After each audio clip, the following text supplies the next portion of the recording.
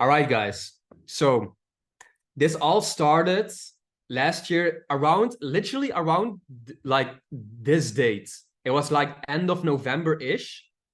So I think at the time I'm still in Amsterdam, or I was in Switzerland already. Maybe I was in Switzerland already. So usually in November, December, January, I go to Switzerland and do skiing and snowboarding. So I'm there just working on my channels, working on the coaching and everything. And I'm looking to some sports channels.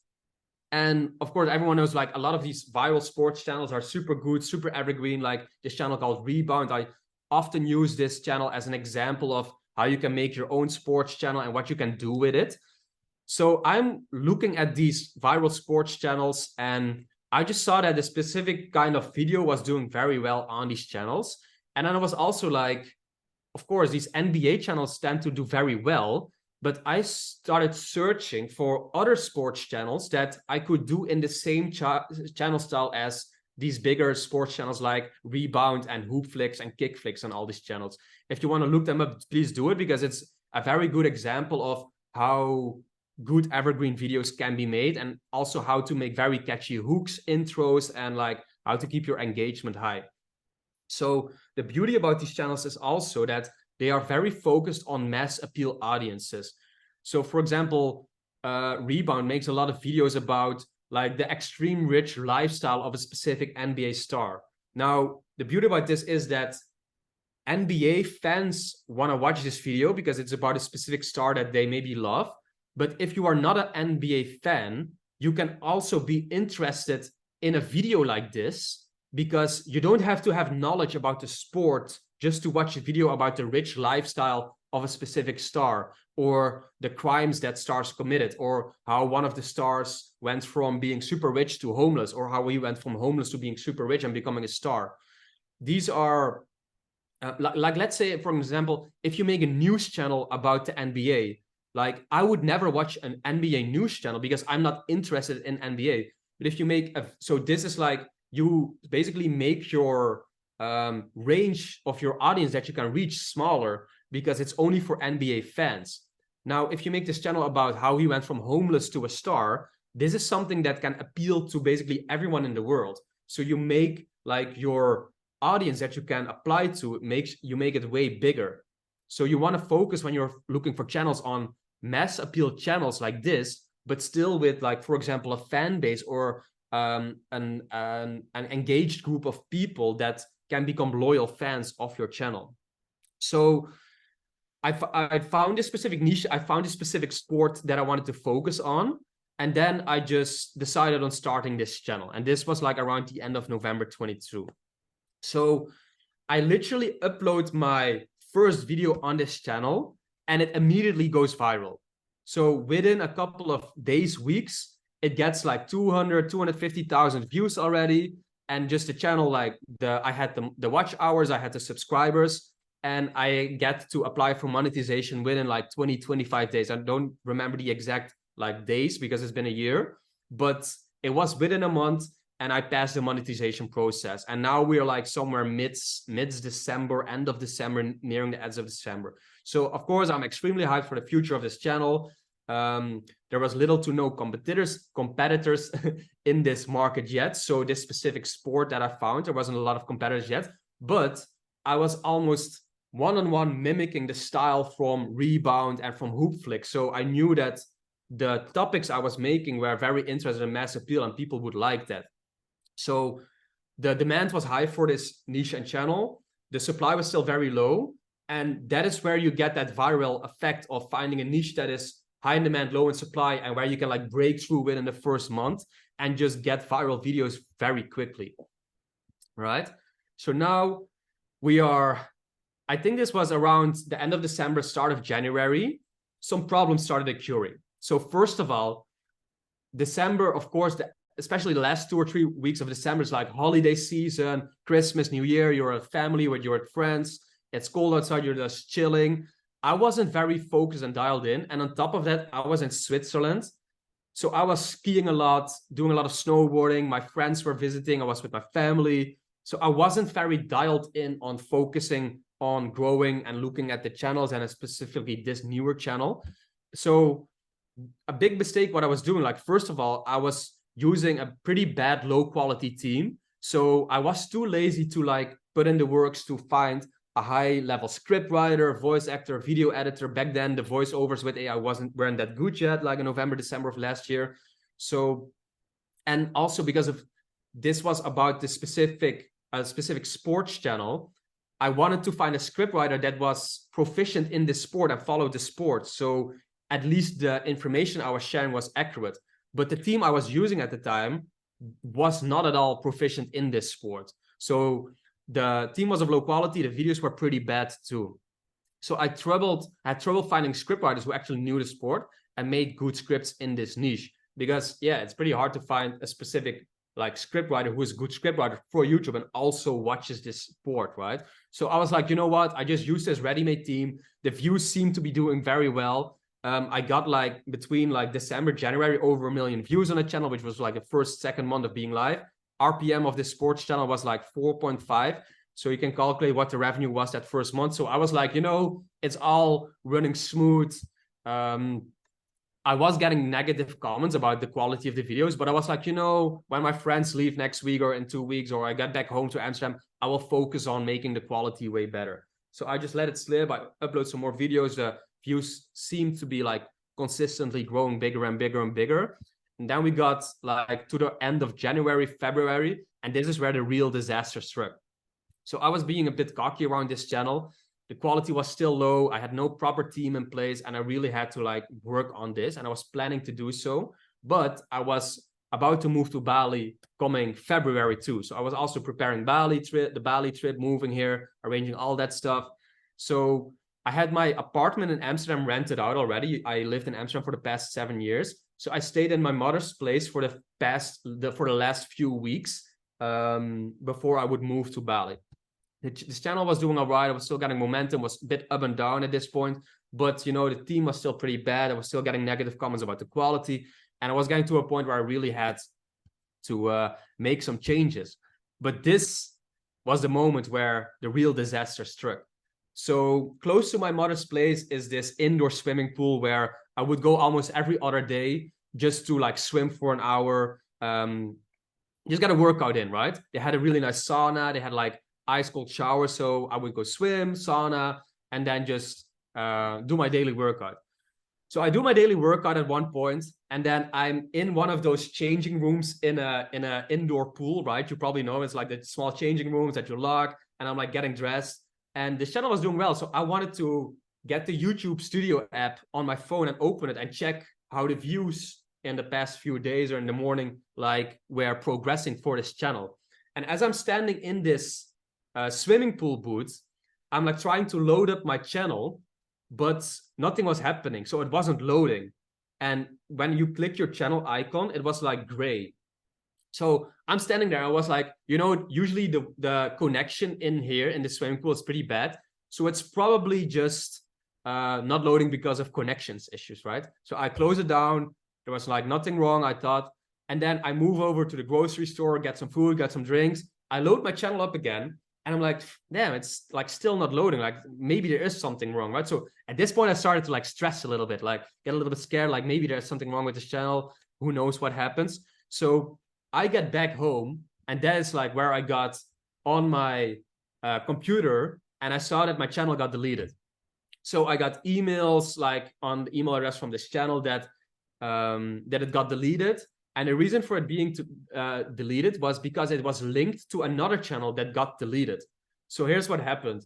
I was running another YouTube Shorts channel that I paid a freelancer, like a virtual assistant, like $5 or $10 a day for, to repost 10 YouTube Shorts that was about Joe Rogan clips on this Shorts channel. And this channel, within a span of like 4 or 5 months, grew to like 90,000 subscribers, was getting multiple millions of views every single month. It was not monetized, but it was growing so quick, and I didn't pay attention to this channel at all. So I just would pay this guy a couple dollars a day to repost 10 videos on there. And I just wanted to grow the channel and then at one point either sell it or monetize it through affiliate marketing or whatever, right? So I kind of forgot about this YouTube Shorts channels. But what happened is that a competitor YouTube Shorts channel that also was repurposing Joe Rogan clips, he gave me 70 strikes on 70 different videos claiming that I was taking his Joe Rogan content and repurposing it on my channel. But mind you that he was also repurposing Joe Rogan clips from the Joe Rogan main channel. So he was doing the same thing as I was doing, but he decided to manual strike all my videos, acting like it was his content. Now, as many of you might know, if you get 3 strikes on YouTube, you're out. So 3 strikes and your channel just gets deleted. So I got 70 strikes in like the span of 1 hour on this channel. I got like hundreds of email like, this guy strike your video, and my channel was just gone. So the short channel and the sports channel was just gone, deleted. I couldn't enter it anymore, so I couldn't appeal it anymore. I only could appeal the email where he gave this channel a copyright strike, basically, right? So the channels get deleted. I'm reaching out to YouTube support, explaining what happened, and then what the thing is, like, you can engage with YouTube chat support, but you can also send emails to the copyright division. So literally for the coming like month, 4 to 5 weeks, I'm just opening up this chat support, asking if they can help me. They are sending me to this email address from the copyright division. And then what would happen is this copyright division email would send me back to the chat support saying like, no, he can help you. And then the chat support was like, no, he can help you. He can help you. So I was getting sent back and forth, and there was like no movement whatsoever in like any signs of hope of getting this whole issue resolved. So the thing is, with the copyright division, you have YouTube as a platform, but this whole copyright system is a legal system and entity in the US that is external from YouTube. So I was emailing them, telling them to fix it, and telling how this guy striked me for claiming I was using his content while he was also using someone else's content, which made no sense, right? So like 5 or 6 weeks go by, like they are just sending me in a loop and nothing is happening. I'm starting to lose like hope for these 2 channels ever getting back and me ever getting a proper response to it. And this is like around February is where I would move to Bali too. So we are like, I think around this time was just after I got to Bali. Support couldn't help me. This copyright department sent me an email like where I had to show all the videos that got strikes and explain why it wasn't legit of this guy striking me for it, and explaining exactly what happened. So I sent those emails. It would always take like a full 4 or 5 days for them to reply to it. And basically I was like, this is going to take months for them to get back at me, because it's like literally a legal procedure that they have to start, reaching out to the guy that gave me the strikes and reaching out to me and talking it over. So I was like, I just let it go. I'm done trying to get it back through like the support. And because it was just frustrating and it took too much time, right? So I moved on. And what I did was, I was like, this channel took off so quick. It went viral so quick. I just start a new channel, like the sports channel that did so well, right? That I could monetize. And I just started uploading the same style of videos. And then the first month, again, it went viral super quickly. It got traction, it got monetized. But then shortly after, like this was, I think, February, April or March, the season of this sport, like the sports season, ended. And then the views would just die off and it wouldn't really move anymore. I tried like for 1 more month to get it going, but it just didn't work. So I'm like, I'm done with this channel, this niche, this topic. Just let it go. Keep on running the other channels, keep on testing new channels and just move on with it. So I'm in Bali. I'm like, no more negative feelings. Just move on, let it go, be above it, and, just move on to more better things. So then around 7 or 8 months pass, and I'm like, this is around 2 weeks ago, right? Like 2 or 3 weeks ago. So I'm still in Bali, doing my thing, living my life, surfing, chilling with these friends that I told at the start, running the channels, running the coaching, running the school community. And I don't remember why, but I checked the Gmail account of this channel that got deleted. And I saw that this copyright department replied to one of my emails, or I saw an email of them and I replied like, yo, can you still look into this? I haven't heard back from you. And this basically ruins my channel, and I missed out on like X amount of dollars because of you guys not checking this and my channel being offline for 8 months, right? So I sent them a reminder, and within a couple of days, I get a reply, super short reply, like, okay, we are looking into this issue again. So I'm like, well, okay, sure, like, do your thing, like, look into it again, right? So a couple days after this, or a week after this, I get an email from them again, where they're like, we looked into this issue, blah, blah, blah. Good news, you're probably getting your channels back. Or like they said something like in a trend of, the strikes will be deleted from your main channel. So I'm like, good news, but still 8 months have passed. I don't know if this makes any difference and if I will actually get the channels back. I had like low expectations because I didn't want to get hyped again, and then with the risk of it not getting anything back. And even if I would get it back, like, would the channel still have momentum? Would I still get views? Because it was a fresh, pretty new channel, and 8 months passed. So I had no hopes yet. Now, this is like 2 weeks, like 10 days ago, where out of nowhere, like I woke up one morning, I checked my YouTube app on my phone, and I saw that the channels, like the logo of the channels was showing again. So I got the channels back, super unexpected. And I was like, good news, but still, even though I get them back, doesn't mean I get the momentum back, right? So I couldn't believe my eyes, still had low expectation because it was a new channel, 8 months old. I mean, it wasn't online for 8 months. So the audience that I built up, the momentum that I built up, I was like, it's probably not coming back, right? So what I did, like on that new channel I started in the sports niche, when I started it, I bought some end screen promotion on big sports channels in that same niche. And I was still getting some views every single day from those promotions, because that was actually a fun fact. Like, usually these end screen promotions, you buy them for 1 week. But this one channel that I bought them from just forgot to delete my video from their end screens. So for a couple of months, I would just still get end screen views from their channel. So I was like, I had two choices at that moment. Like, I had two of the same sports channels in the same niche. One of them was like the initial channel that did the best, but got deleted for 8 months and that had no traction at all. The other one started, had some traction, but then died off again, but was still getting views from the end screen promotion. And on top of that, in October, November, the sports season of all these sports starts again. So the momentum and the views were picking up too, which really helped, I think. So I decided that I deleted all the videos from the old initial channel and then uploaded them and scheduled them on this new channel. And then the second or third video that I uploaded, like immediately from the get-go, started getting momentum again, started doing super well. So it, like, the momentum was back. It went pretty viral. It's sitting at like 300,000 views plus right now.